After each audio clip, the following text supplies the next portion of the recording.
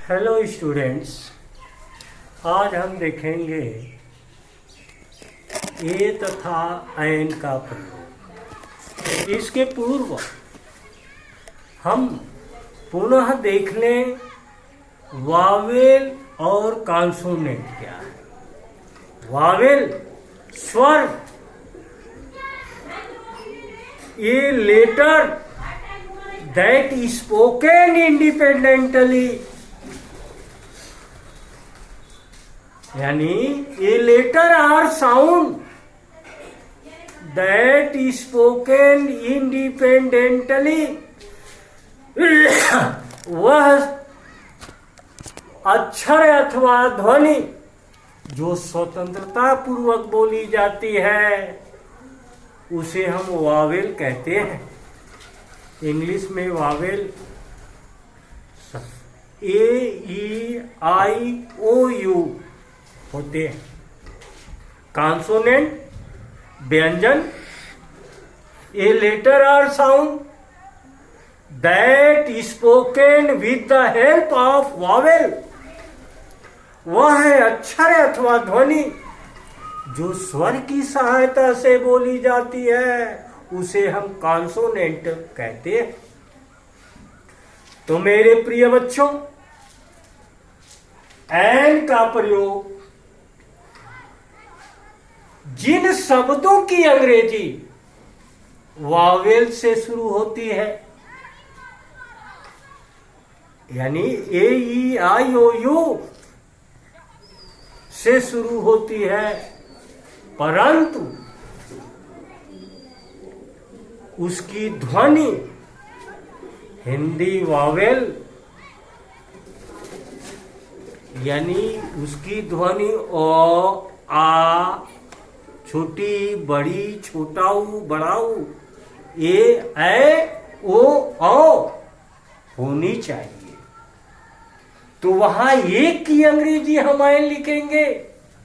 ध्यान दीजिए, एक सेब, सेव की इंग्लिश ए से शुरू होती है और एप्पल हम कहते हैं। तो यहां एक की अंग्रेजी ऐन। एक हाथी, एलिफेंट ई से शुरू हो रहा है।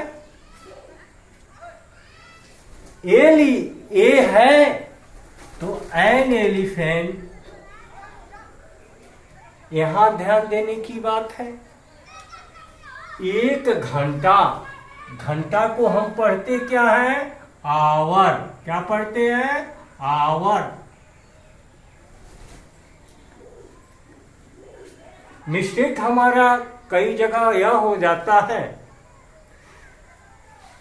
कि हम सोचते हैं कि अरे AEIOU है ही नहीं, ये वावेल कैसे होगा? तो आप यह जान ले, इसीलिए कहा गया है ओ आ, छोटी बड़ी छोटाऊ बड़ाऊ, ए ओ हिंदी वावेल से भी उनकी ध्वनि शुरू हो। तो इसको हम पढ़ेंगे आवर। यह क्या है? सेमी वावेल है, अर्ध स्वर कहते हैं हिंदी में। आवर, तो यहां एक घंटा की अंग्रेजी एन आवर होगा। एक संतरा, ओरेंज, एन ऑरेंज। और देखिए ए का प्रयोग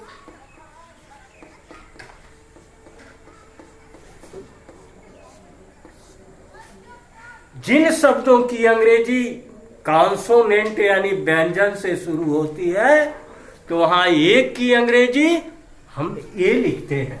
देखिए, कॉन्सोनेंट से शुरू हो रहा है, मैंगो, ए मैंगो। एक बिल्ली, कैट, ए कैट। अब देखिए, यहां हॉर्स पढ़ते हैं। यहां हमने आवर पढ़ा ना, यच है, यच ओ, यहां भी यच ओ है, लेकिन यहां हम वावेल आ से पढ़े थे, लेकिन यहां कॉन्सोनेंट से शुरू हो रहा है, तो इसलिए ए हॉर्स, एक घोड़ा। एक विश्वविद्यालय, विश्वविद्यालय की इंग्लिश यूनिवर्सिटी, क्या हम बोलते हैं? यूनिवर्सिटी।